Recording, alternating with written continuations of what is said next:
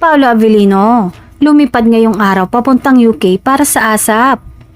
Ngayong araw mismo ay bumiyahe na patungong United Kingdom ang aktor na si Paolo Avellino para sa nalalapit na ASAP in London. Nakita siya sa airport na nakaitim na hoodie, cap at face mask habang papasok sa kanyang flight.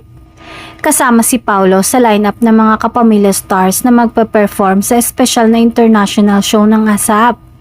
Excited ang kanyang fans lalo na't inaasahang magiging highlight ang mga prod number niya at ang muli niyang pagsasama nila ni Kim sa isang entablado. Agad namang nagtrending ang pangalan ng aktor sa social media matapos kumalat ang mga airport sightings niya. Para sa maraming supporters, malaking treat ang makita si Paolo sa international stage. Dala ang kanyang karisma at husay sa pag-arte at pagkanta. Sa paglipad niya ngayong araw, siguradong aabangan ng mga Pinoy fans sa London ang kanyang mga pasabog na performance at kung may mga sweet Kim Pao moments ding mangyayari sa show.